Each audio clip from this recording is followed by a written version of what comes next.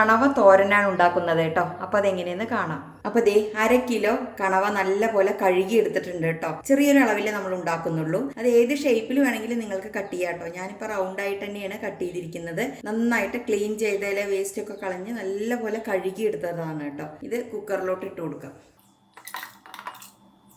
ഇതിലോട്ട് വളരെ കുറച്ച് മഞ്ഞൾപ്പൊടി, ഏകദേശം ഒരു 1/4 ടീസ്പൂണൊക്കെ മതിയാവും. ചെറിയൊരു അളവല്ലേ ഉള്ളൂ. ആവശ്യത്തിനുള്ള ഉപ്പ്, വേവാൻ ആവശ്യമായ വെള്ളം കൂടി ഒഴിച്ചു കൊടുക്കാം. ഒപ്പത്തിനൊപ്പം വെള്ളം ഒഴിച്ചാൽ മതിയാവും കേട്ടോ. 1 കിലോ ആണെങ്കിൽ അതിനനുസരിച്ചിട്ട് വെള്ളം ഒഴിച്ചോളൂ. ഒരു 1/4 കപ്പ് വെള്ളം ഞാൻ ഒഴിച്ചിട്ടുണ്ട്. ഇനി നമുക്ക് സ്റ്റൗ കത്തിക്കാം.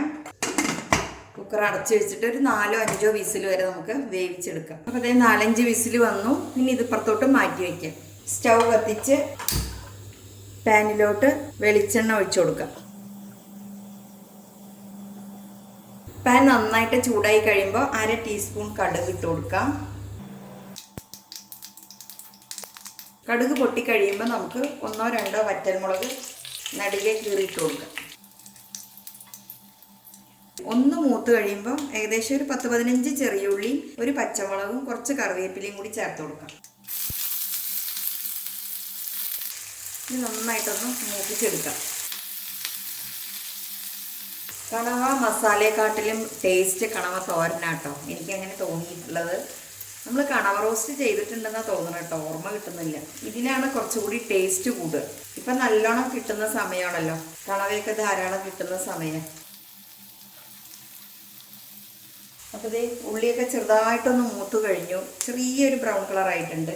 ഈ ടൈമിൽ നമുക്ക് വളരെ കുറച്ച് ഇഞ്ചിയും വെളുത്തുള്ളിയും ചതച്ചെടുത്തത് ചേർക്കാം.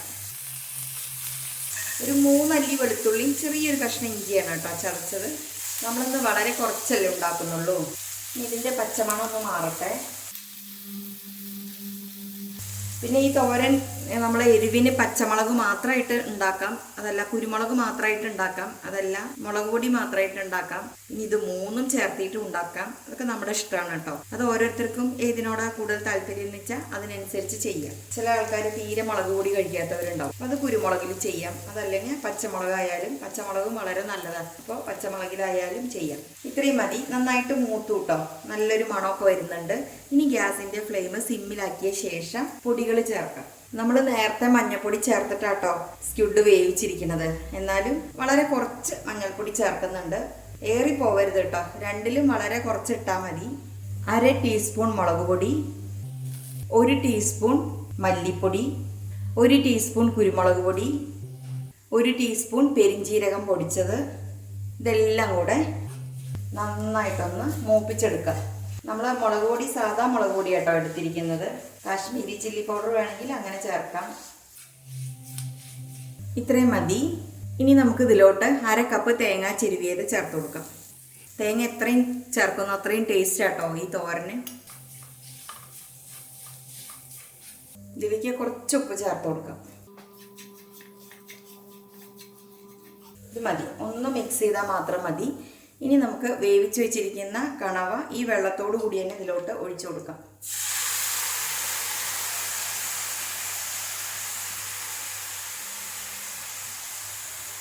ഇനി നമുക്ക് ഗ്യാസിൻ്റെ ഫ്ലെയിം കൂട്ടി വെക്കാം കേട്ടോ.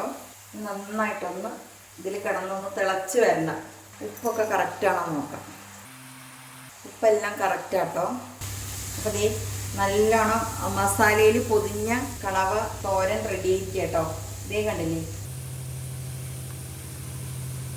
നമ്മൾ ഈ റൗണ്ടിൽ കട്ട് ചെയ്യുക കാരണേ ഓരോ പീസസിൻ്റെയും ഈ നടുക്ക് ഇങ്ങനെ ഈ തേങ്ങയുടെ കൂട്ട് പോയിരിക്കും. നല്ല ടേസ്റ്റ് അപ്പോൾ ഈ മസാലയ്ക്ക്. അപ്പോൾ ഇത്രയേ ഉള്ളൂ. എല്ലാവരും ഒന്ന് ഉണ്ടാക്കി നോക്കണേ. ഇനി നമുക്ക് ഗ്യാസ് ഓഫ് ചെയ്യാം. ഇതിനി നമുക്കൊരു സെർവിങ് ബൗളിലോട്ട് മാറ്റാം. അപ്പോൾ എല്ലാവരും ഉണ്ടാക്കി നോക്കിയിട്ട് എങ്ങനെ ഉണ്ടായിരുന്നു എന്ന് പറയണേ. അപ്പോൾ ഇത്രയേ ഉള്ളൂ. വീഡിയോ കണ്ട് ഇഷ്ടമായെങ്കിൽ ലൈക്ക് ചെയ്യാനും സബ്സ്ക്രൈബ് ചെയ്യാനും ഷെയർ ചെയ്യാനും കമൻറ്റ് ചെയ്യാനും ആരും മറക്കരുതേ. വീണ്ടും നല്ല നല്ല റെസിപ്പിയുമായി വരുന്നത് വരേക്കും ബൈ.